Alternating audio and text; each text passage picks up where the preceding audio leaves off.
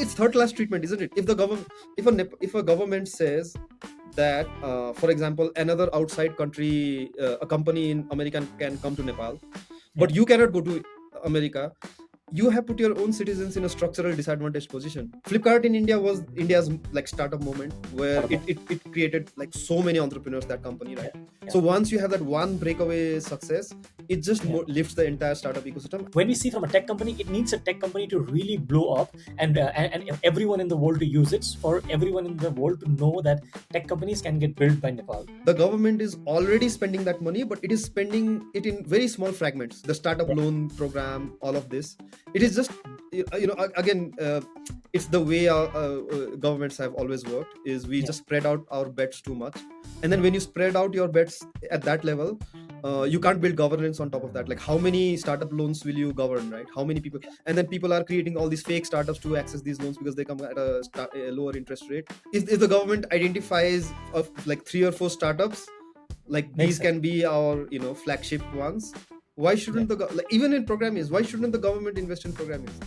Yeah, because Programiz is such a big narrative flip for the entire world, right? If Programiz succeeds, the narrative completely becomes, oh wow, a Nepalese tech company is teaching AI to the world. But then let's say, for example, 10 startups, and the government says like we'll fund $1 million on these startups, and then we'll do our best to position them, push the narrative, give them support, like whatever is needed. And I think like with one startup blowing up, the narrative will change. It should change. Yeah, it totally should change. What's stopping Nepal from doing this? It's lack of confidence and ambition, right? No, I think we should give our brain some cooling time, Alok.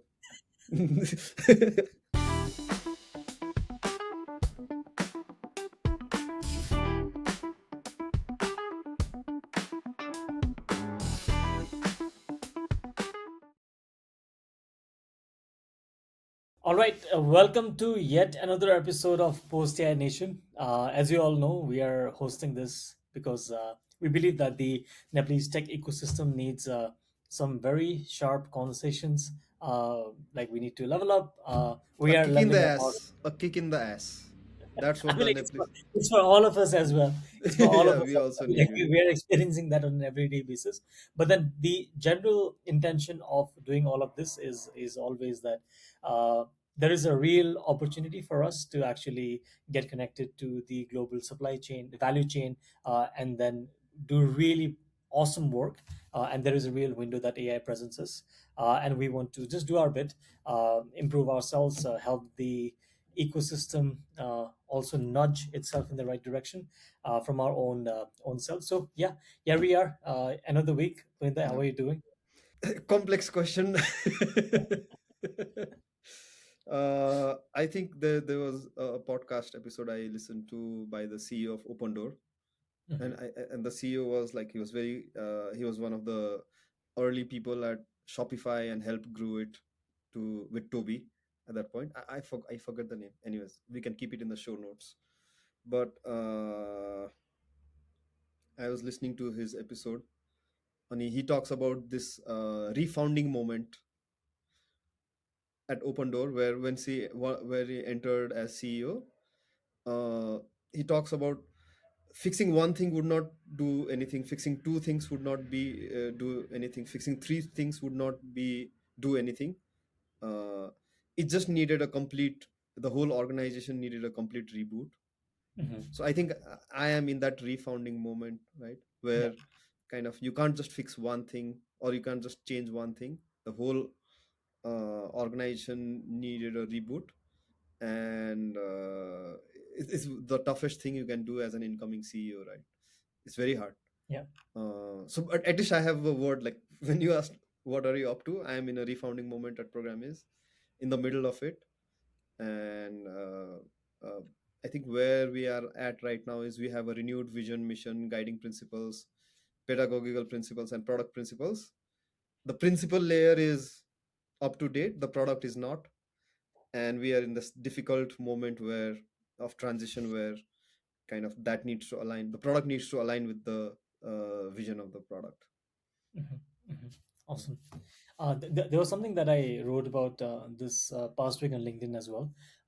After Andrej Karpathy's auto research came out, and then today we're discussing in the afternoon as well. And then he writes something that is like very very interesting to say the least. I'll just like share my screen, and Ashutosh can probably put it back here later.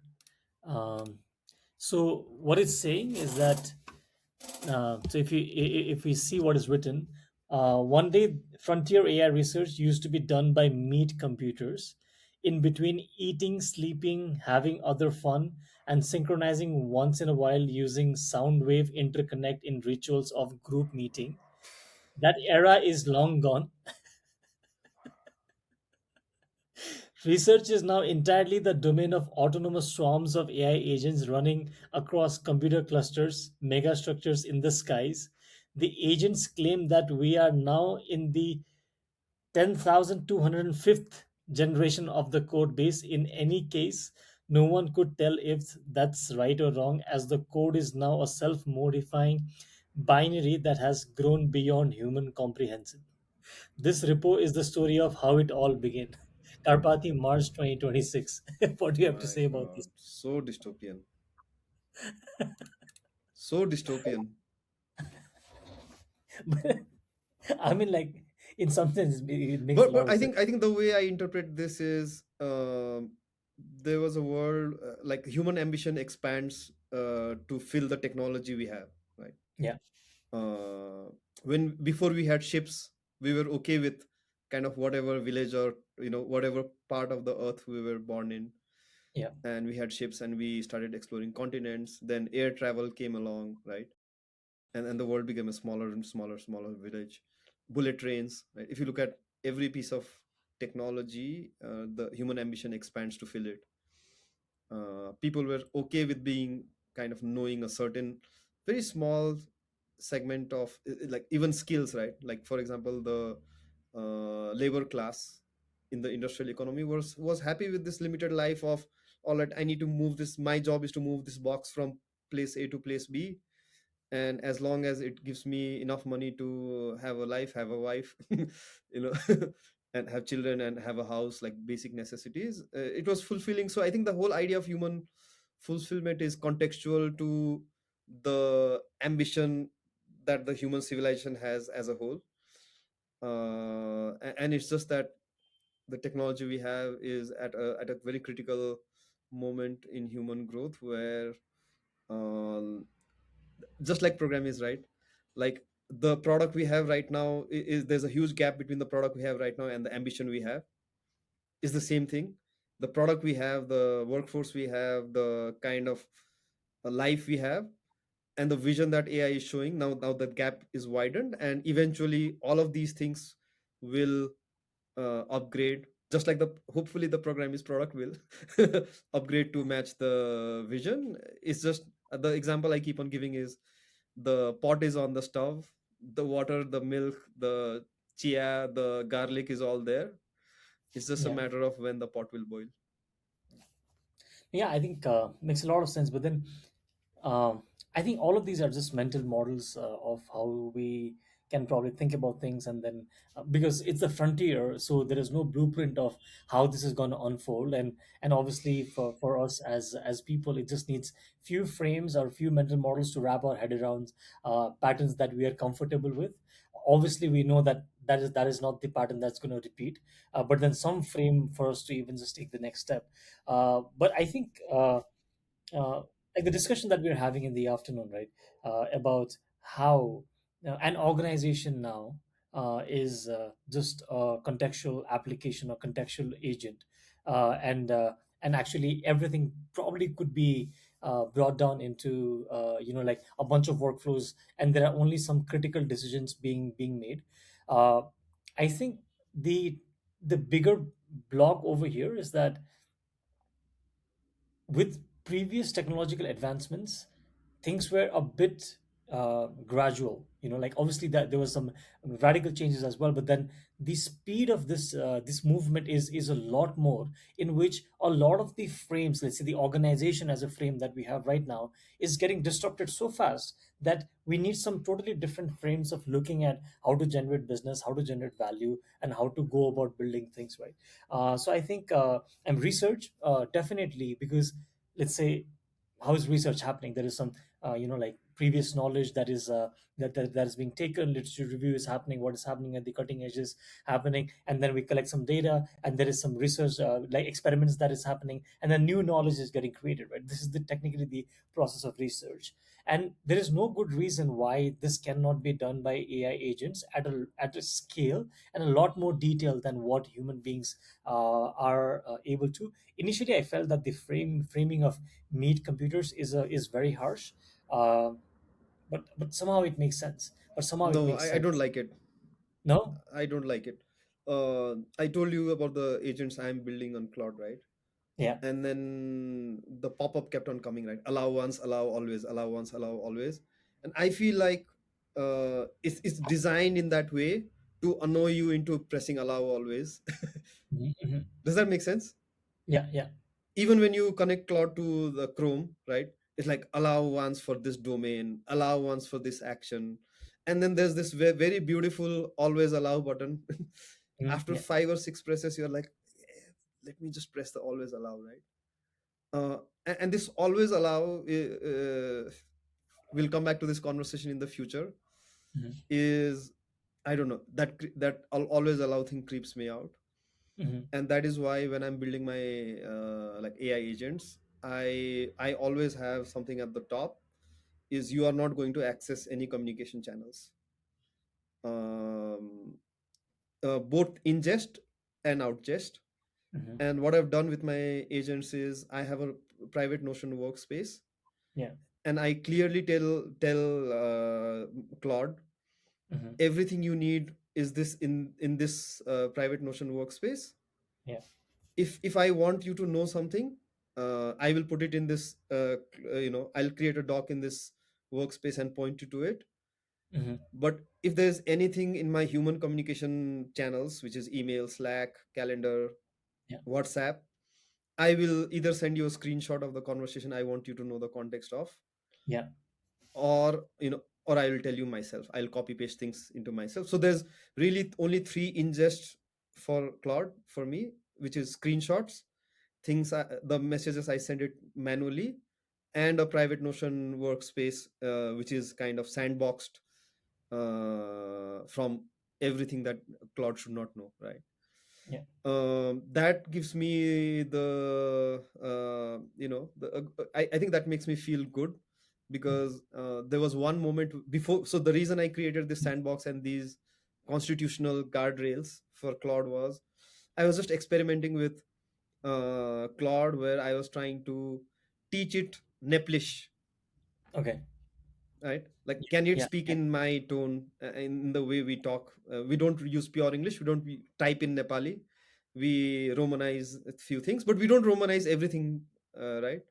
So I was just seeing if it could replicate my voice, and there was just something that I wanted to send to Rashmita, and I hadn't set up those guardrails, and Yeah. then it just created something, and I don't know, I just sent it. The message was okay. I just sent it, and Yeah. then I checked Slack to see what Rashmita had read, and, Yeah. and and the message was itself was okay, but it was sent via Claude, Mm-hmm. right? Yeah. And then that just creeped me out, because if Rashmita start like obviously the message is mine, right? The idea is mine. Yeah. uh, Slack, I mean, Claude was just a formatting layer. It was just a Yeah. template on top of my thought. Yeah. But imagine how it if I start doing that at scale. If Mm-hmm. I give Claude direct access to my communication channel, to send messages to people, it would creep you out, right? Yeah. Yeah. Because then it becomes not just a formatting layer. You might feel that it's also doing the thought layer. Yeah, no, I think like for communications and for these kind of applications, I don't think this is probably how I would want to apply as well. But let's say, for example, build the best Claude automation course for bankers. For example, I'm just like making stuff out on the fly. Mhm. Uh, we leaving that for a research setup, and it running through the night, and creating a course that we can validate next day to see if this is the right thing we can put or not. I think the power there is what he's trying to get to. No, I get And it. I get it. But I think where I don't like the framing of meat computer. That's where we yeah, started the conversation, right? Where I don't like the framing of meat computers is a lot of people will click on always allow. yeah, I had the awareness of AI, enough awareness of AI to know that that always allow has consequences, right? That which I wouldn't be able to control. I saw when I made that first mistake of like being careless and just enabling a cloud to autonomously send a message. I had enough awareness of AI to know that this could go wrong in the future. Most people won't. That's one aspect of this. Another is what you're saying is, and this is something that I've been putting a lot of thought to. Everybody talks about skills, right? But I am trying to divide skills into few different parts. One is a pure skill, which does not require any context into your organization, who you are. It should not have any of that information. For example, convert this CSV into a pie chart. The input is clear, the output is clear, there's a yeah, processing layer. That's a pure skill. yeah, There might be some skills that require sending something or creating something in a communication channel, right? Booking a calendar entry, sending a Slack message, sending a WhatsApp message to someone, some sort of communication with a human being. That layer creeps me out. I feel like if there is that layer, you're building something around that layer on cloud. uh, we should have guardrails. That is the maximum guardrail region. And there's a third category of skills. Actually, I would say for the third one would be something simple, a simple skill that does not take long to execute, short running skill, but that requires some context into your organization, some domain knowledge from your organization, yeah, right? For example, if it is doing some basic copywriting, it might need access to your messaging document, your brand guidelines, all of that. But that's only a very small compartmentalized domain knowledge. It does not require the skill to load up your entire knowledge base, right? And then what you said, the fourth one is like deep research, is something where it should know everything about your organization. Ideally, it should know about your vision, mission, what you're trying to achieve, why you're doing that research, what is the context, what is the org structure, something like that. uh, so I think this clarity is finally like coming to my head, is where is skill, where is knowledge, where is wisdom. mhm, Some skills can be run independently, some require knowledge, very small layer of your organization knowledge, some require a wider net of your knowledge, and over time this is what builds wisdom. uh, so yeah, it's just I'm just trying to build a mental framework of how, yeah, like, the access layers, and yeah, the messaging layer creeps me out. I just feel that if I were to teach a course on AI to people, I would start with this governance layer, and with this frame that I just talked about. Is pure skills fine, start using cloud, no worries, right? uh, if you want to use just chat gpt for personal work, that's also fine, do all that. But as soon as you start giving it organizational knowledge, putting organizational knowledge into it, now that it's not a pure skill, even if you're putting fragments of organizational knowledge into chat gpt or Claude, what are the guardrails if you're doing that? If you're asking Claude to ingest data from your communication channels or do an action, send a message to someone, do some outreach, whatever, if you're sending, Claude is acting on your behalf, what are the guardrails? So I am just thinking out loud around, like, how can I think of guardrails at different layers, and where guardrails are necessary. Even if you talk about the CSV, the pure skill, even there you're putting organizational knowledge, right? So the skill itself does not need access to organizational knowledge, but you're still putting organizational knowledge through the data itself. So across all four layers, Claude does not need to access all your. If Claude is accessing your entire organization's knowledge base when acting as a pure skill, then you have not, one, you're wasting tokens. Two, you're just giving it way too much authority over your yeah, organization. yeah, So yeah, I'm just trying to be, this is where I'm at with my relationship with Claude is. I even created an authority spectrum, because as over time I started asking talking with Claude, it started questioning me on the organization mission and vision, and I was like, this is not done. Yeah, so I was talking about four types of skills: pure skills Yeah. that don't need any context into your organization, skills that access messaging, your messaging apps, Yeah. and that send messaging or communication apps that send or receive messages from your communication channels, Yeah. could be email, Slack, whatever. Yeah. Then third one being skills that require only a slice of your organizational knowledge, and then as you mentioned, deep research that might require Yeah. the full context of your organization, right? And then what Yeah. are the guardrails for each layer? And there's one more Mhm. layer that requires that, where I'm thinking about guardrails, which is I don't know if it's a name that has already been discovered, but I call it knowledge compression, right? Okay. For example, and this came to me when I was trying to translate a huge document in English to Nepali, and Mhm. the way I was doing it was it started with a terrible translation, and then I started giving it examples of where the translation was inaccurate. I kept on giving Yeah. Claude the examples of where it was inaccurate, and then the file became very long, kind of. Yeah. And I told Claude to keep a log of the changes I was asking it to make, right? Just just so that for me to look at patterns later. And then I saw that the file was getting pretty huge, and I had also asked Claude to look at that file before making a new translation so that I could make the system better. And then Yeah. after a certain time, that file started looking big, and I said, why don't you compress these specific examples into more generalizable principles and apply it to the entire translation?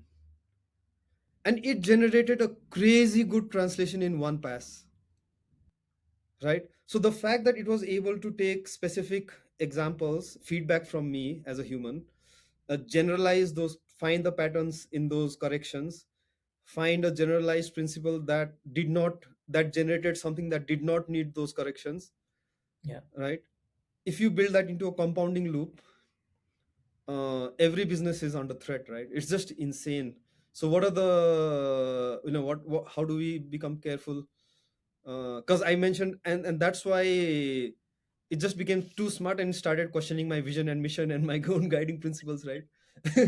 So that's why I built the authority gradient, where I said, you are not to question my vision and mission, because my vision is to expand human confidence and ambition. As an LLM, you do not understand these concepts, right? Yeah. And your job is to compound my operational efficiency, not, Mhm. and human identity is the domain of humans. Like that's literally in my prompt. Okay. No, I think it. So yeah, it's Yeah. insane. I think it makes sense. Uh, but two things I'm saying right now. One is that we'll have to engineer some part of it, and we cannot really use it uh, for capability like messaging, because I think those applications are not really cost efficient as well, and also that is probably where humans are better off doing that work themselves, and only the compute on the back is probably could probably be done by LLMs. uh, I think that is probably one of the reasons why uh, coworkers have to come to Slack and they keep on messaging us, and then we talk to them. We If we do the same from Claude, I think the process sort of gets out of hand a bit, because now we are giving a lot of authority to the I'm like, we are not actually giving authority, but then just in the illusion of authority sense as well, we're just giving Yeah. lot to the Claude engine. Where I found it to be very, very helpful is that um, very, very good with connectors, very, very good with project management. The Cloud connector on linear, I think, is fantastic. It just saves a lot of time. I was talking to our product manager recently, and then I was telling her that I think the role of product manager is totally changed now, and it's become context manager, because let's say, for example, for me as a founder, I would want to have total control. I'm like, not in a negative sense, total control of how we are moving forward with the tech that we are building, how I can make it very, very clear for the team that how what we are building it. And especially with the development that we've seen with Claude recently, and the couple of things that we did this week, it is so clear that that layer has to be founder led, and we cannot give it to someone else to do the translate, because it then becomes like Chinese whisper, that I say something to the other person, something says a bit less, and by the time it gets to the engineering team, it is a completely different narrative than what I wanted. And I noticed this already in the teams as well, that when we give a very, very clear idea of what needs to be built, it just becomes simple, the noise gets decluttered, and then, like, they are able to execute faster. Yes, but I think you missed one layer here, Yeah, which is you mentioned about clarity on what to build, yeah, right? That is just I feel like that is just one layer. If you look at what the five layers at which we're yeah. thinking about at Programiz is vision, mission, guiding principles or values, Mhm. and then because we are an education company, pedagogical principles, and the product is really at the bottom, right? The design of the product is really at the bottom. So Yeah. vision informs the mission, informs the guiding principles or the values, and then because we are into education, it informs the pedagogical principles, and then so these five layers, right? I feel like if because product building is so easy, if the product is not built on like the other three pillars, meaning Mhm. guiding principles or values. I say guiding principles, not values, because very easily people make the mistake of just choosing four adjectives, just random, like Yeah. punctuality and Yeah. whatever communication. It's very easy to get into the trap of MBAization of values, right? But you need to MBA. define what uh, you need to define what those values mean, and once you define what those values mean, then it becomes a guiding principle, not just a value on a poster on the wall, right? Yeah. And then Yeah. the mission, the 5 year kind of, what's your 5 year out, what do you need to do in the next 5 years to accomplish the vision or reach closer to the vision, and vision Mhm. being this 50 100 year bold bet that's not Yeah. going to change immediately, right? I think if you don't Yeah. have the upper layers, the layers have always that's always been true, that if you don't have the upper layers very clear, the lower layers drift too much.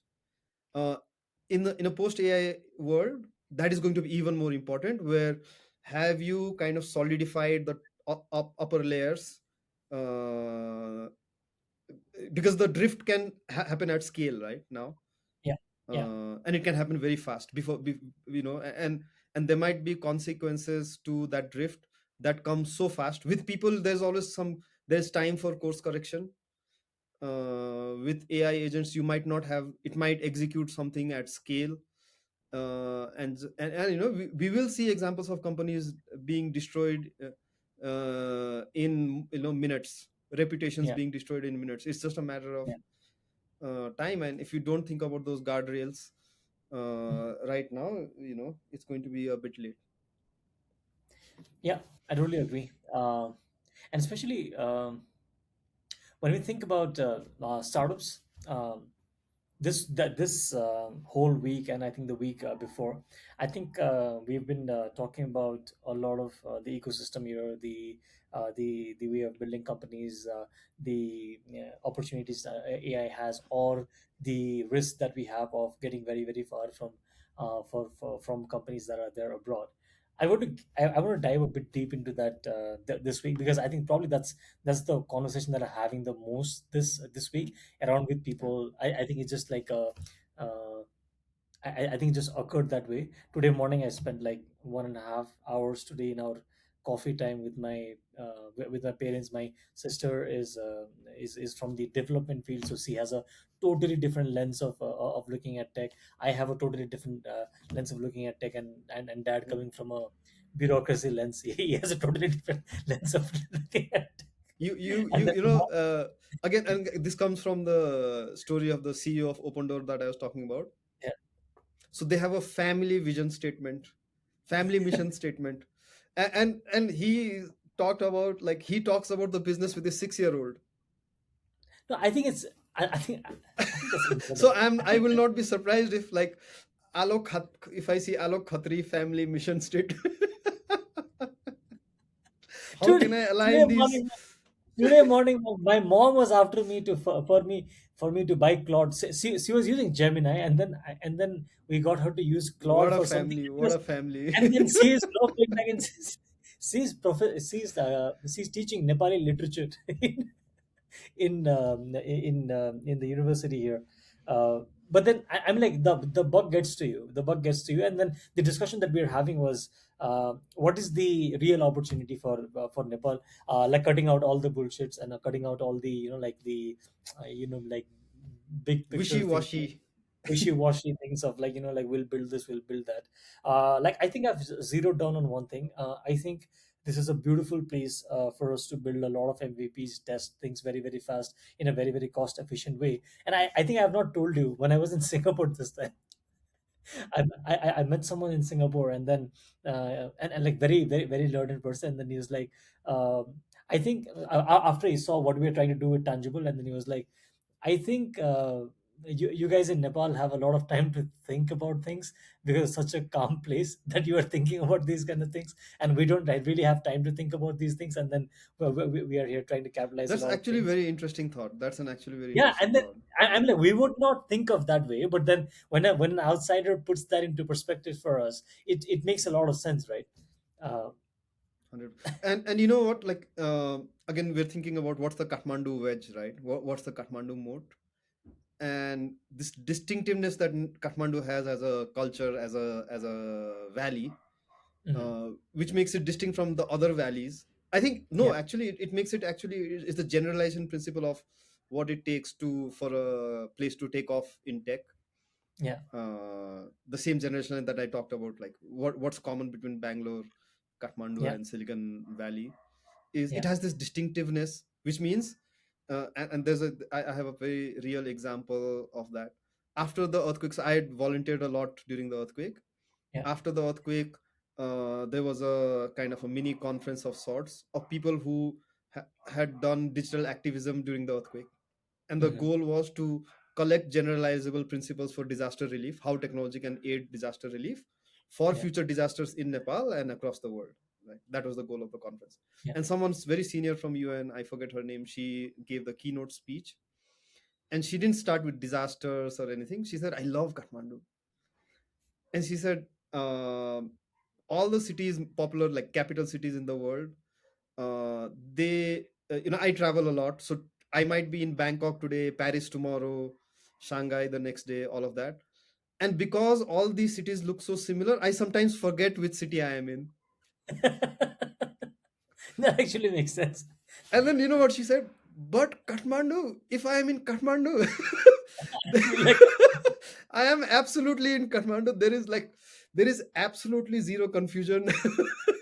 yeah, yeah, So it's a city like no other, right? It's an like and we actually had this debate in our office is like we were having this debate about the Kathmandu airport needs to be modernized, the Kathmandu airport needs to be I don't think modernized. so. I don't think so. And yeah, and everybody was like in one side, and then Sudeep, our like content guy, Yeah, super smart, he's like, yeah, no.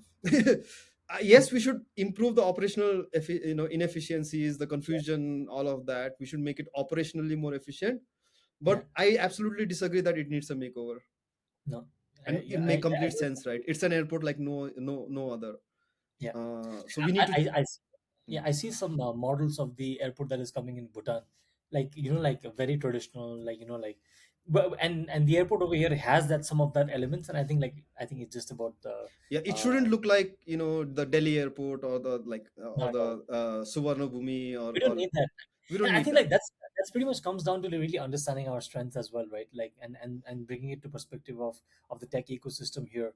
I think we really have an opportunity to build some really good deep tech products, do a good MVP here, good testing here, find a really really good go to market ecosystem. And I think this is probably a good time for some call to action for the government from our end as well. That I think the branding of Nepal as a deep technical research kind of center where tech MVPs are built and they could be taken to go to market. I think government can actually play a really, really important role to Absolutely actually bridge agree. that. Like, because when we see from a tech company, it needs a tech company to really blow up and everyone in the world to use it, for everyone in the world to know that tech companies can get built by Nepal, but for the government to really push the narrative, like go and host tech shows, like take the entrepreneurs from here. Today in the afternoon, we are talking about, like there is a ticket from Bangalore to San Francisco, which is really really cheap. Why there is not a like a flight ticket from maybe Kathmandu to Bangalore, Kathmandu to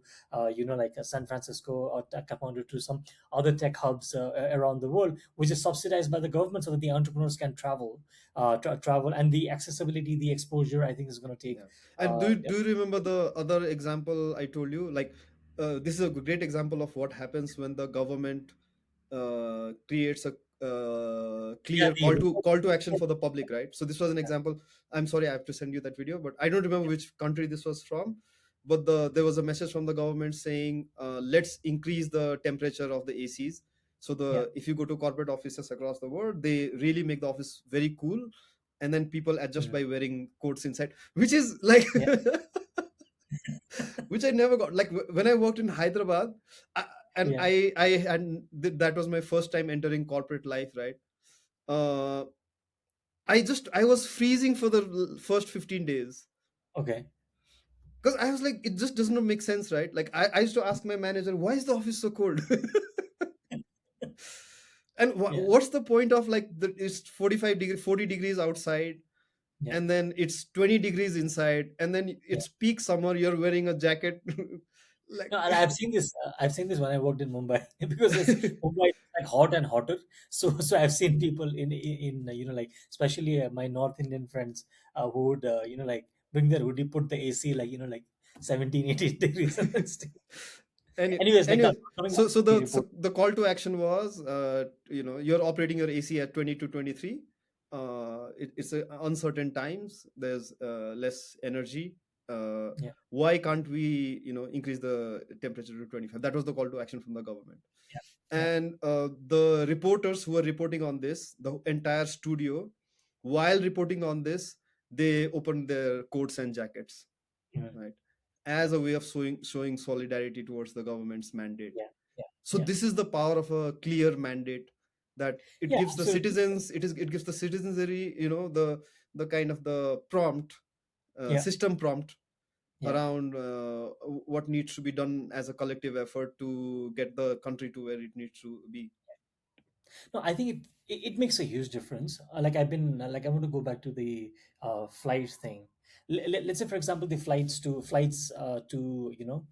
US is subsidized, or any other tech hub is subsidized, and then like entrepreneurs from here have some like the embassies in those places, like like set up things where people can go and land. They don't have to go around these and places. And just imagine like 100 entrepreneurs, tech entrepreneurs from Nepal going and experiencing Silicon Valley for like 3 months, 6 months, because you actually do not need to live in the US for a really long time, or you don't need to live in, let's say, for example, China for a really long time. But then if you can spend, let's say, for example, few months there, a year, then the bug will get to you. The contacts will get to you. The momentum will drive. One Nepalese company will connect with the other, and suddenly we are just talking about a very interconnected setup that can do good MVPs over here, but can also have a good access from a go-to-market perspective. And you mentioned a very important distinction, which is when I talk to a lot of people who are kind of employed in these countries, these more Yeah. advanced countries, Mhm. uh, it's not the same. So for a Nepalese entrepreneur working day to day in Nepal, spending a month in Singapore, a month in China, they have to come back, right? So their brain, while you are in Singapore, your entire brain is wired around the idea that I have to take the lessons back to Nepal. Yeah. Yeah. Whereas, for example, another person working and staying in Singapore, Yeah. their brain is wired differently. and Mhm. and the difference, the difference I see in behavior is a lot of the people who are staying and working outside, they find it very difficult to cross the chasm to Nepal. For Mhm. them, Nepal becomes this distant place. Yeah. But for a founder in Nepal traveling outside, it becomes a learning journey. It's a completely different experience. Even those two people are in the same country doing the same things. They're Mhm. just, their motivations are completely different, and the brain is just wired differently. So I completely agree that this needs to be the case. And today we were discussing, right, what are the structural changes that Nepal as a country needs to make to compete. And we talked about these. What are the licenses that people don't have, what are the impediments that are usually licenses, like visa is a license, your Yeah. passport is a license, Mhm. what else, the $500 limitation of spending USD is a license. Yeah. So what are these licenses that are impediments and that are structural disadvantages of being a Nepali citizen living in Nepal? Yeah. Yeah. If we can identify those, and if you can structurally, change how they operate, so that a Nepalese citizen living in Nepal, there's two pieces. Someone who has a Nepali passport, that is different, because there's a lot of people who have a Nepali passport but they're living abroad. They Yeah. don't have the same disadvantages, structural disadvantages. Mhm. But for a Nepali person with a Nepalese passport living in Nepal, Yeah. the structural advantages compound to the point where anybody who has ambitions, strong confidence and ambitions, they just have no other option but to emigrate. So we are losing the cream of the cream, and then again the negative compounding effect of losing that group, right? Yeah. So the government, if it is not thinking very seriously, if the new government doesn't think very seriously of about this matter. But again, it's just a flip of the story, right? If the government can come up with a clear mandate of, okay, the previous generations of governments have treated Nepalese citizens as third class. It's third class treatment, isn't it? If the government, if a government says that, for example, another outside country, a company in America can come to Nepal, Yeah. but you cannot go to America, you have put your own citizens in a structural disadvantaged position, isn't it? And it's crazy that for all these years, like, Nepalese are super patient, man. Like, the fact that we accepted this structural disadvantage imposed on us by the government for all these years is just crazy to me. I think it's also awareness. Like probably we were not thinking about it. Let's say the tech ecosystem of Nepal, I think it was taking its own pace to rise as well, and it's got to a level where we are starting to see that okay, these are like these kind of disadvantages that is not really allowing us to really like go to a totally different level. But I think what is important from the government's point of view is that it's not about like picking someone like taking them and then like selecting some 5-10 startups and like positioning them.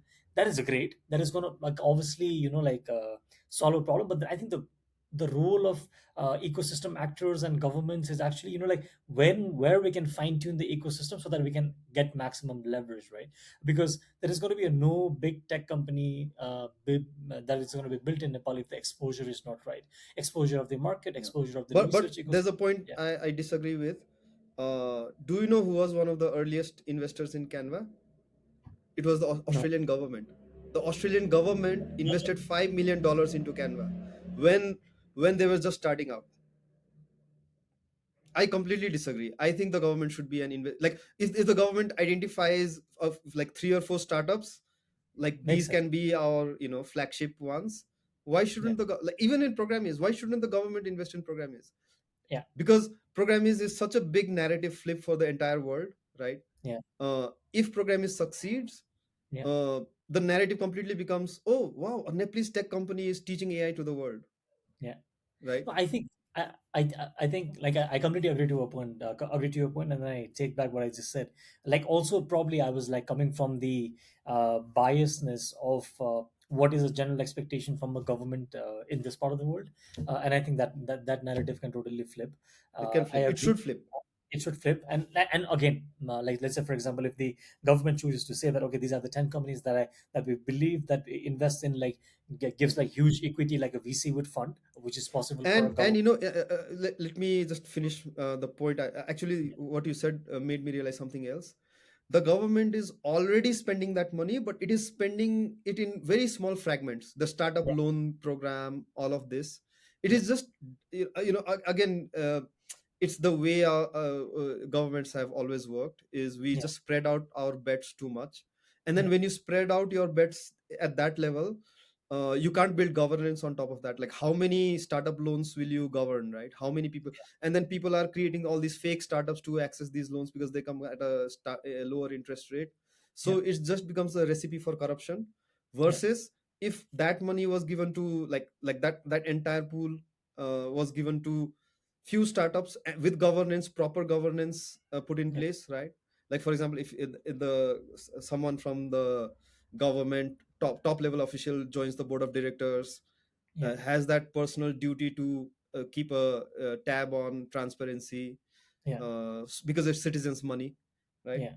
uh, it doesn't feel, it doesn't have the same feel good narrative as, oh, the government will give loans to small and medium businesses and entrepreneurs who are kind of at the roots of it. But uh, what that explanation misses is it does not change Nepal's story. Yeah, yeah, and I think let's say, for example, again, like maybe not a bit ambitious to think about it right now, um, but then let's say, for example, 10 startups, and the government says like we'll fund $1 million on these startups, and then we'll do our best to, like, like position them, push the narrative, give them support, like whatever is Whatever is needed. needed, yeah. And I think like with one startup blowing up, the narrative will change. Narrative will It change, should right? change. So, yeah, it'll totally It should change. change, yeah. I, And I then think you like just need one. We we just just need need one, one Canva, we just need one Skype, like and it has to Skype. be a product company. It It has to has be to a be a product. product company, yeah. Skype for Estonia, Canva for Australia, Grab for Malaysia. There are Yeah, hundreds of examples, that one Gojek in Indonesia, right? Just one breakaway company that yeah, completely lifts the entire ecosystem. Flipkart in India, right? yeah. Flipkart in India was India's like startup moment, where Startup. it created like so many entrepreneurs, that company, right? Yeah, yeah, So once you have that one breakaway success, it just yeah, more lifts the entire startup ecosystem. I completely agree with you that we just need one. yeah. I hope that's Programiz. That's what and tangible. Like we are in the race kind of to be that company. No, no. I think I think it's true. Like it's sort of, yeah. Like, like how people say that, like you need to have an ambition that people laugh at. Um, I'm sort of like just the thought of government funding a company in Nepal. Um, it feels really good, but it just feels very unnatural to where we are right now. Like it's just probably because of the bias of the past 20 years that we were part of. Yes, but And it's also lack of storytelling, right? Like you did not know that Canva was sponsored by the yeah, I didn't know. I supported by didn't the know. Australian government. Yeah, I So I didn't know. think Yeah, what Nepal needs right now, and that's what I'm working. I told I did I send you the link to the report I made. yeah, yeah, yeah, So NASIT has been working on this kind of, how can we collect these stories, success stories from other countries, that so I think the problem is, the civil society and the professional societies, different associations, all of these, yeah. uh, it's like teen mahale format, right? You just give the recommendation, Hmm. and the problem with the teen mahale format is it does not have a space for examples. Hmm. So maybe the teen mahale needs to become a char mahale, where the fourth mahal is like, what are the analogies, what are the success stories from related countries. Yeah, I don't know, like, so I feel like that fourth mahal in the way we give recommendations to the government is completely missed. That storytelling aspect of why this is needed, and what are the examples, why this is needed is there. I think it's the third mahal, right? But the fourth mahal of what are the analogies, what are the example success stories, is completely missing. And then when you don't have that storytelling built into a recommendation, it feels wacko, right? Like just the example I gave you. If I did not give you that Canva example, I just told yeah, you, oh, the government should fund Nepalese startups, yeah, 5 Nepalese startups. You'd be yeah, like, yeah, of course you want to be that startup. Why wouldn't you say that, yeah, right? yeah, But and I'm not looking for money. I am looking for the government to have a stake in in Nepal's tech story, right? Not just, oh, we will support you, but our tax money is on the our citizens' money is on the line, right? yeah, And it's already on the line. The government is already the budget gets just wasted every year, right? yeah. Every year There's there's a lot, a there's a lot, there's a lot good reason. project that never goes live, Yeah, a project that goes live but in the wrong way, yeah, money lost to corruption with no impact. yeah, So the money is already going haywire. The government just needs to give a clearer mandate around. Um, it just needs to be clear with the vision of where the money needs to go for the maximum output or the maximum probability of breakaway success. Makes sense.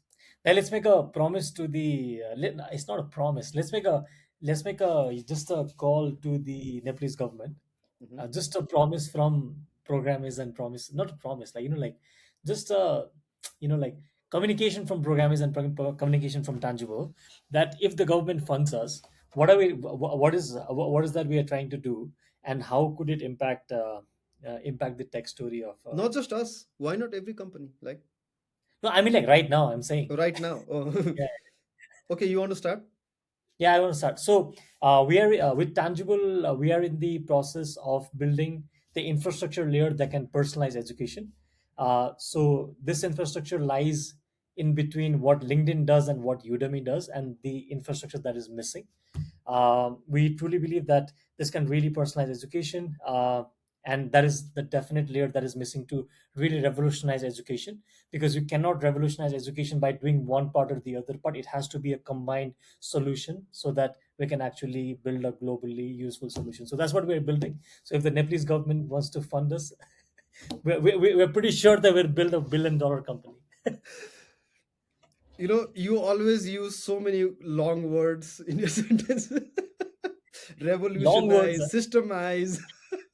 I mean, like, no. I've learned this. Okay, I've learned. I've learned this. Okay, so apparently, like, when I want that if the government wants to fund my business, then I want them to believe the bigger vision of the business, which sounds very idiotic as well. But then like, if they No, connect to but they you're connect. not even able to sound idiotic. Sorry. You're not even able to sound idiotic. Oh, really? You're cryptic, not idiotic. Okay. Okay. So let Anyways, me. I think you need my positioning workshop. Okay, my pitch Yeah. ready? Yeah. All Yeah. right. Ready. Ready. So for the past 15 years, we've been building and running a company called Programiz.com. Programiz, of which Programiz.com, a website for teaching, learning how to code, has been our flagship product. And my favorite moment in these 15 years, a lot of these moments have happened when people realize that Programiz is a Nepali company and they don't believe it. Mhm. So we've always had that signature where people don't believe we are a Nepali company. Our quality transcends the expectations of a Nepalese company, and we are going to put that gap, or that feeling that this does not feel like a Nepali company. We're going to push that dial all the way up to the point where someone looks at our brand, our communication, our product, our vision, our mission, and says this absolutely is a Silicon Valley company. What are you talking about? Mhm. That's the Nice. dream. Shows experience there. No, I think again, I mean, like, this was a good exercise as well. Just to think that I'm pitching to the Nepalese government is this feels good. I mean, like, I don't really care if it translates on the other side, and hope it does with the political change that is happening there right now. Picking no sides here, um, but yeah, I think it's a. Mm, I mean, like, I like this thought. I like this thought that the government can fund startups and make it big. Let's see. I think we put the idea out there in the universe. And let's hope and that was the idea, right, with the podcast when we started, is we don't know what we're doing. Let's just put these ideas out in the universe and let's see what comes back. Yeah, and I And think sometimes you just have to do that. yeah. Doesn't matter. I really don't know where it's gonna come from, or what's gonna happen. We're definitely going to try our bit. But then what I can definitely say, going back to the exposure bit, that last 5 to 6 months, I've spent considerable amount of time in Singapore, and I know that the spending some volume of time there, the connections that start compounding, the way you start seeing it, because now suddenly you start feeling very natural in that place, and then you can navigate things Yeah. a bit easily. And I think that's pretty much going to be for people if they go to US as well. In Singapore, there was something really beautiful, and I actually wanted to come back to Teen Mahale thing that you mentioned. Singapore has started something called Lorong AI. That is just a place. Like Lorong is like alley in Malay, just a place for people to come together and chit chat. Like beautiful concept, and they want to build something called Kangpong AI, which is a village, AI village, and that is in that area where there is NCR and then the Block 71 and stuff like that. A very awesome place, and even JTC, the big corporation that they have in Singapore. What I saw there, I went there a few times, and what I saw there in one of the event was there was a speaker from OCBC Bank talking about how they are implementing agentic AI systems in their banking infrastructure, and there was a speaker, a freelancer speaker who was talking about a programming language called Neem, which was an agentic AI programming language, moving away from Python and other programming languages. There was a government official, if I'm not mistaken, from IMDA, which was talking about the framework of governance and compliance that the Singapore government is established, that the industry is to comply to, and then they were seeking feedback and implementing and stuff like that. How difficult is it to put such a space like that together, where we see government people coming, industry people coming, people from banking coming, people from education coming, and just like just sharing, just sharing, because Yeah. one conversation would lead to the other. Obviously we're talking about like bigger things about like how the investment could be and everything, obviously, which will totally be a game changer. But a place where the government is inviting people, like come to the place and then like share about your Yeah. ideas, let's talk, like I don't think government would have any problem to like like sponsor some tea, cookies, and stuff like that, just to keep those kind of things floating. Um, I think small things, like it's just about just about really being intentional about these kind of things that can really drive a big change. And again, the vision for program is of expanding human confidence and ambition. It Yeah, took me 11 months to come to that conclusion. Is eh, like, for example, what's stopping, if you prompt what's stopping Nepal from doing this, it's lack of confidence and ambition, right? yeah, uh, for example, if all the people, like for example, what's the Nepali equivalent, who's the Nepali equivalent of the government official, who's the Nepali equivalent of the guy who was building the agentic programming language, who is yeah. the Nepali equivalent of, like, all the people, the banker, right? Hmm. For example, if you No, had to build those, do have this. no, no, So sorry but to if cut you, you. even if you were to map those individuals, unless all those people had confidence and ambition, that will not happen. So Yeah, it's again, it's a structural issue, right? Is you yeah, can't fix one without fixing the other. So unless all those three people have the exposure and the confidence and the ambition that we can come together and we can speak each other's language, that won't happen. That's why these changes are hard. That's why these I think changes are really hard to do. I think we should do this as a post AI Nation meetup. And Alok, you know what, like, this is something that I was talking to someone who is close to the media, Yeah, like traditional newspaper, kind of like, you don't even have to say traditional, you just have to say newspaper now. Anyways, print newspaper, and like, and we were talking about what the role of media is going to be, like what's the role of, for example, the Himalayan Times or Kantipur, or like yeah, online cover, right? When kind of people are getting all the information from TikTok and social media, what's the role of the old media? And then my answer was, Kantipur's real product isn't the newspaper or the portal, it's Kantipur Conclave. hmm, It's the thought leadership piece. If you yeah, look at what the Economic Times is doing, they're a web portal, they have a print, but their real product is the events they do around thought yeah, leadership, where they bring mhm, people from all walks of life together and have these conversations about the nation's and future, right?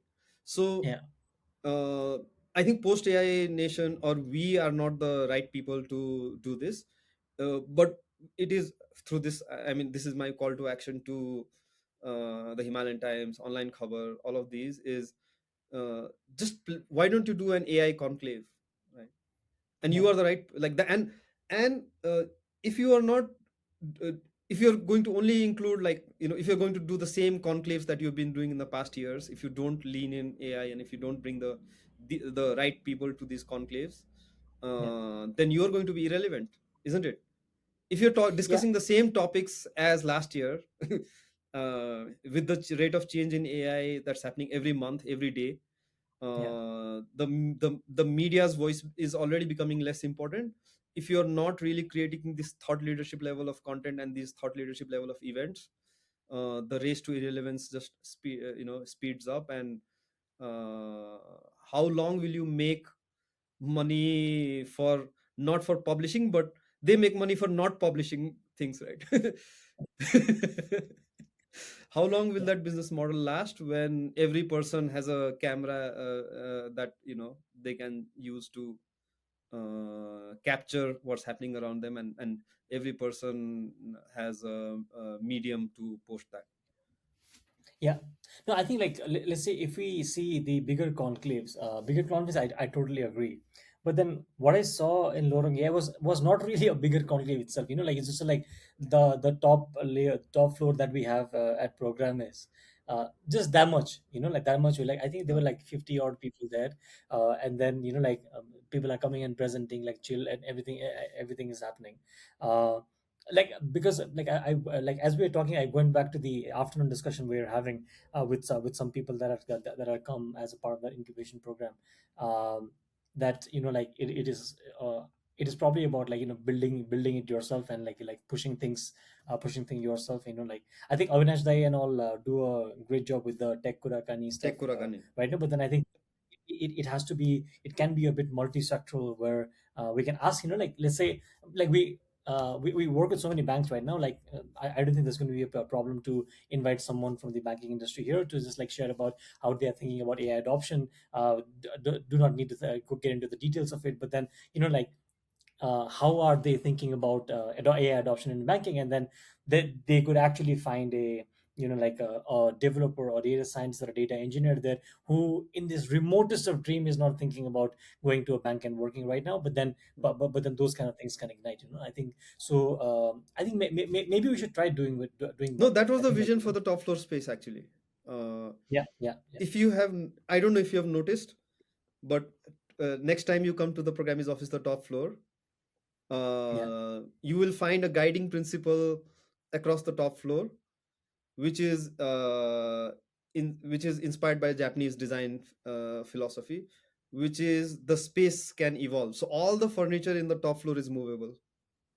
Hmm. uh, Even the partition between the two places is movable, right? So it's really Yeah, built yeah, on this idea of fluidity, and the whole idea is to turn it into a space for conversations around product design. yeah. So we're I calling think it we a should do product that. design studio. We're calling it a product design studio, where kind of the same place, like do you know how a Japanese house operates? It's very No. interesting. So they don't have No. dedicated spaces like bedroom and hall and living room and TV room, like the kind. It's an open space, and the bed is kind of collapsed in during the day. Hmm. And so Okay. yeah, that's where you relax, you eat, and then the bed comes Okay. down, the same place becomes the bedroom. uh, so it's a very fluid kind of culture, design culture. And I think it makes sense. Yeah, I think that's a beautiful space. We should definitely do that. We'll keep that in note. Awesome. What else? What else for this week? We went to like full government mode this time. I know, yeah. And it's you know this emergence of conversations is really exciting, isn't it? Yeah, didn't really think about it. I do think about this a lot, actually, much more than I Okay, have bandwidth for. while coming to this podcast. Yeah, no, I really need to focus my energies on the product. Like I said, the vision, mission, principles, pedagogical principles, product, you know, Yeah, uh, I know that the product will always be behind the vision, right? It's for every company. That's why people come to yeah. work. It's Uh, just a translation of the vision. yeah, but then if the gap is too huge, then and then there's also there's like the fifth derivative of the differential you can think Yeah. about, which is marketing being a differential of the product, right? uh, Hmm. if there's a huge gap between the marketing and the product, customers feel Yeah. like they've been lied to. if there is yeah, a yeah, huge gap between the product and the values, yeah, then the employees feel lied to. yeah, yeah, And then if there's a big difference between the values and the mission, then yeah, the culture suffers.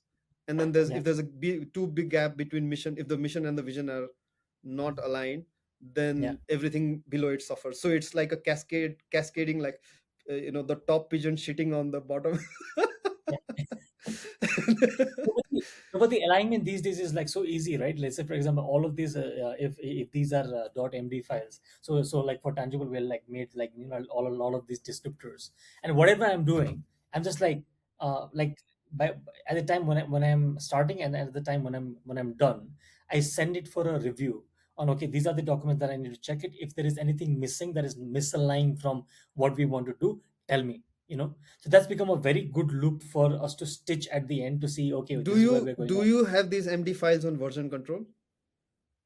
Version control, not yet, but yeah, I think that's a good idea. You should. You again, Yeah, guardrail. Guardrail number yeah. what, 6? No, but then, yeah, You yeah. should, because No, you know why? Because yeah, these things are so emergent. yeah. There might come a time when you need to tell the AI, look at where you came from, look at your Oh, okay. roots. No, but then, like for the mission vision description kind of documents, I don't get the AI to update it because it's No, almost makes like sense, static. makes sense. But I feel like, just like your code is the representation of your business, now Yeah, your MD files are the representation of. It's like business as code was the past, business as data is the future, right? mhm, mhm. Or your logic as code was like, we're moving from logic as code to logic as data, just like we Yeah, moved from infrastructure as code to infrastructure as data. So everything is moving to data, and if something is moving to data, the benefit is, the big benefit, or the big your big responsibility is to check it into a version system, or at yeah, least yeah, I don't check my stuff into a version control. What I do is, I make sure to tell Claude if it is updating a skill based on my yeah. prompt. I have a master prompt that says, if you are updating an MD file that represents a workflow, always add a Mhm. change log, maintain a change log that describes what change you made, why that change was made, Mhm. uh, and just make sure that I am able to backtrack to why each change was made in the skill doc. That's I think really important, and I think you should immediately have the Claude preferences master prompt Yeah, reflect at least a change log, if not version control, at least a change log. For me, I maintain all my knowledge layer in Notion, which automatically gives me version control, yeah. but I still make sure that I prompt Claude to maintain a change log. So I think so what we have is something called a decision log that takes all the that describes why the decision was taken, and then it puts them in a document that that we can go and check. That I I've like been that word, using. Yeah, which one? the decision log. I like that phrase. This is not the first time I'm hearing it. Okay, okay. Yeah, I think yeah, I mean like that's what I've been using. So that gives me clarity on how I thought about the process as well, and if we give it to AI, then what is the thought process behind that as well, so that we can review it more One more deeply. guardrail I remembered. Sorry. Yeah, Is it maps to decision log, is if I'm making big structural changes to my organization, uh, it needs to summarize the changes it's making and get, just make sure that it gets my sign off, or some form of explanation, because again, you can get into this loop of, you don't even know that the because it's connected directly through a connector, you don't even, and you've given it right access, you don't know that it's yeah, silently making deep changes to your the way the compliances, especially regulatory things. I yeah, think these governance things will, again, I think that's the part that scares me, is a really important organization in the world will forget to add this kind of a governance layer, and they'll and and we just don't want a disaster. yeah, yeah. I think it's that's a, it's a and waiting to happen. It's going to happen, yeah, I agree, I agree. and it's going to be a public spectacle. I just Yeah. It's terrible. Yeah. Yeah. No, seriously, it's going to be a public Yeah. spectacle, like like the crash of social media at one point, right? Like so many news reports came out where like so much evidence came out that social media was contributing to depression in teens, lack of Yeah. self-esteem, all of that. It Yeah. came crashing down all at once, and that Yeah. still did not change anything. That's the weird part. Because we're used Yeah, to it. we're just used to it. We're just used to it. Awesome. Today was a bit longer one. What else? What else do we have to talk about? No, I think we should give our brain some cooling time, Arab. Makes sense. Because Makes this sense. is like Awesome. season one, episode eight, right? Or like I don't know which episode we are on. Like I think we should now have a few episodes and then have a break before we do season two. What happened? That makes sense. Makes It's a sense. crazy time. Very exciting to be, to be like building all of this, like Yeah. working on all of this. I think this was my first favorite episode till now. Oh, really? The reason is, and I told this to another friend as well, Yeah. is I finally feel AI native. Okay. Yeah. So Makes this sense. is my first podcast episode where Yeah. I am coming from the position of I feel like I am AI native. Nice. Yeah. Nice. So it took a long for you to get here. Just let's just imagine everyone else. Yeah. It Everyone takes else. time. And I think once you see, I think this episode was really important because it kind of sets a framework for making sense of how the world like this is the today's episode was really the theory of AI, isn't it? In a way, theory of Mhm. LLMs. Yeah. Yeah. Yeah.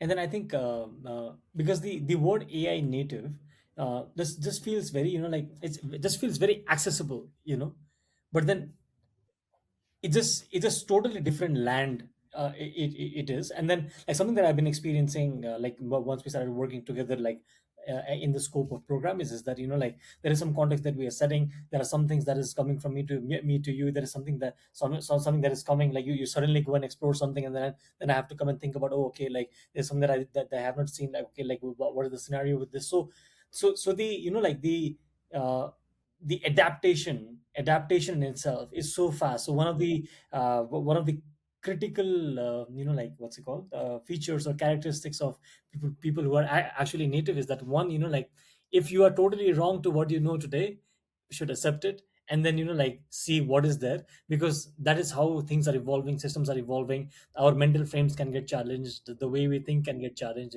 So I've experienced that, like some of it, in the last few days, for sure. And that is the, because it struck to me when you said, when did you do something like this for tangible, and then I spent the entire weekend to actually make all the screens and everything, and then I had a discussion with my team, and then, like, Oh, everything is done. really? Wow. Yeah, yeah, And it's so, I think that's the powerful part of AI, right? Like, for example, someone gives you advice, yeah. and the distance between when you get that advice to when you can act on that advice is like It's fast. poof. So really it's the ability to accept advice and kind of marinate on good ideas is such Yeah, a superpower now. yeah. And this is what I was thinking as well. For years for years I've been a vibes person, Hmm. and the reason I was not able to reach my potential as a business person, as an entrepreneur, is I was not able to translate vibes into operational efficiency. Hmm. Hmm. Does that make sense? Because I Yeah, am totally not makes sense. I'm not an organized person. I'm a vibes Yeah, person. yeah. But now being that vibes person has become such a structural advantage because AI can I do the totally agree. operational efficiency. I totally agree. I totally agree. So for all the frames that I made over the weekend, I made 172 versions. 172 versions of the three dashboards that we need, that we need on the platform. And I was just like sitting there thinking, 172 versions for what I'm thinking to translate with me working. There is no way, someone else could have translated that for me. Yeah, No, no, makes sense. it's not even a short time. Even in a long time frame, it is. absolutely critical, because like then I think about something, I put there, I have a look at it, I get to the details, I try to understand, I fine tune small little things, I see everything in like the founder's perspective. Like it's just so powerful, and I totally agree to what you said about like reaching potential, and then the gap between the vibes and the technology was too far. That is something that I'm really excited about. And then I think, let me read out something. I follow a gentleman called Kyle Simpson. He is a Hmm. legend in the JavaScript world. And then I had posted it in our Slack as well. One second. Where is the, yeah. So he put out a very interesting message. He Yeah. said, "We developers, software developers, have spent decades making software the way we want it, Hmm. and insisting that's also what users want. Okay. We never seriously let users imprint their needs onto the software. Hmm. No wonder they all believe AI is how they finally get rid of us dev middlemen. They have middlemen. Dev middlemen, That's actually right? true. That's Yeah. actually true. Like we have been, the software development industry has been blackmailing the business people and the domain experts for all these years. Uh, it was just a structural clout that uh, you know coders had, and the tech industry as a whole had. That's just now completely in the hands of a few companies, the Yeah. Claudes and the Open AIs of the world. Yeah. So I don't know, this again, this is again one of those things that bothers me is, the government, again, coming back to the government. The government really should be starting to, some conversations around sovereign AI should start. Is what are certain pieces that we cannot have, like we want to leverage AI but cannot have that data going outside the country's boundaries. Yeah, I totally agree, and it's also a narrative play, right? Like the thing that I sometimes think about is that, let's say for example, all these models from different countries, uh, it will be, I mean, like I hope this does not get to it, but there is definite a possibility that the narrative of histories of countries or places where the foundation models don't originate from, that narrative over a span of 40, 50 years can totally get reshaped. Doesn't need to happen abruptly, but then with time, especially with we using this kind of technology and what they tell us, I think that's a big risk, which I don't see government paying any attention to, Yeah, and whatsoever. I think that's what makes the post AI, this podcast, so important, Yeah. because if nothing, it is a rallying cry uh, for every stakeholder in AI, the people in the business, the people in the tech outsourcing businesses, the people in the lobbying groups, the people Yeah. in government, everyone. It's just a rallying cry. It's just two of us Yeah. shouting at the top of This is scary. our voices, Yeah. saying, we've lost the opportunity on the emergence of the internet. We lost the opportunity with social media. We lost the opportunity with blockchain. We lost the opportunity with every big technological wave, right? Like Prashis wrote in his article.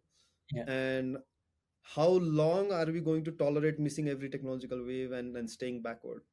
Yeah. If not now, when? And we were talking about this today as well. The stars have aligned, right, in a way that every aspect of Nepal right now Yeah. feels like, again, I'm 36 year old. In my 36 years of experience, Hmm. I have never seen, like, think about Nepal's history. As a student growing up, I used to be on a school bus, tires being burnt right in front of me. Yeah. Then, you grow up, you kind of look for some stability. Then you go to colleges, it's all politicized, Yeah. student unions, all of this, everything frozen, Yeah. no academia industry partnership.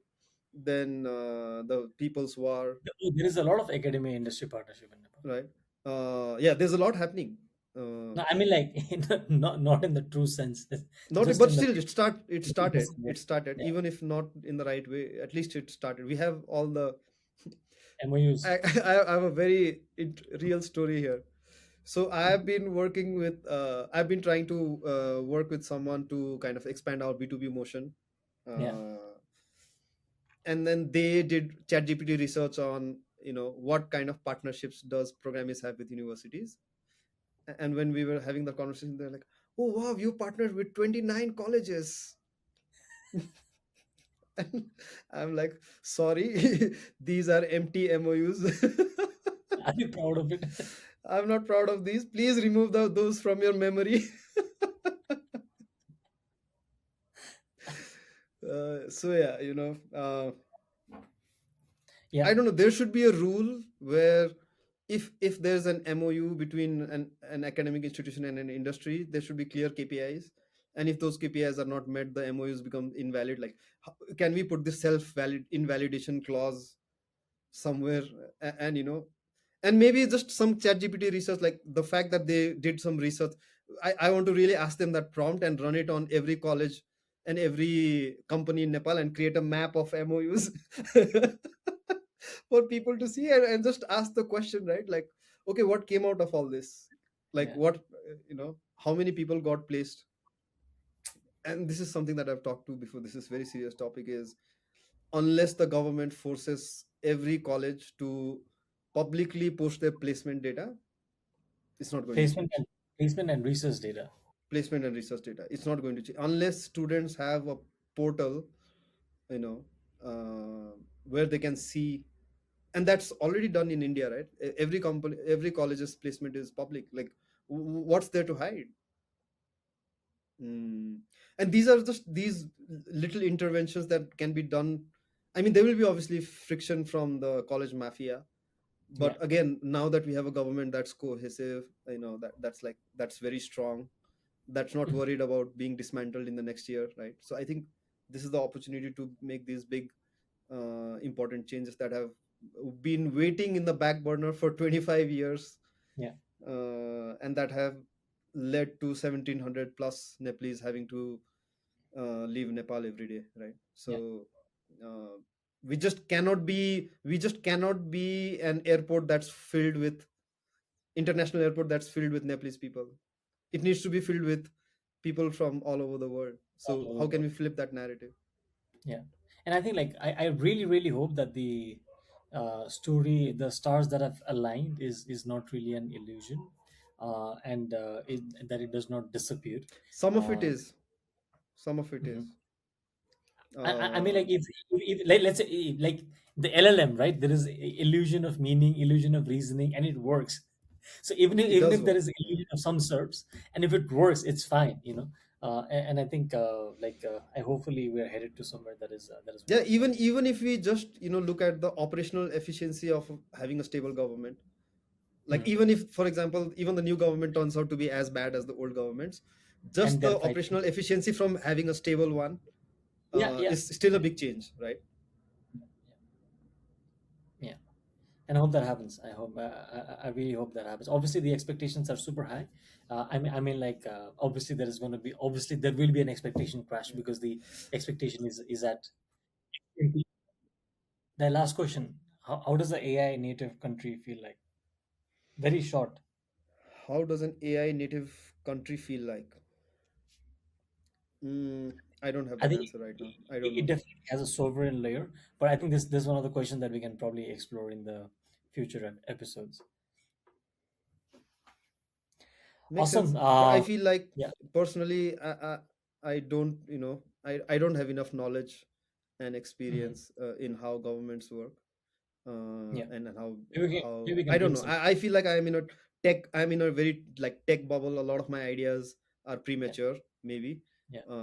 and but again, throwing those ideas out in the universe, even if they are wrong, I think the way I see this podcast is I might give out some wrong opinions and some premature ideas. But if someone corrects me, that's still a net gain for me and the world, right? Uh, That's a win. if I don't share That's a win. share That's those a win. ideas And like out loud, I'm not no one learning. yeah, and no one knows the exact blueprint that has to go. And I think it's just the willingness to move and then leave behind what we already know, and then mental Yeah. frames and everything. I think that is And the then I told most you before as valuable. well, right? Like, I'm getting used to being completely wrong about things. So it's okay. It's the learning loop. Yeah, yeah, awesome, awesome. Another last few amazing couple of weeks, and then we'll see everyone in the next one. Bye bye. Yeah. Bye.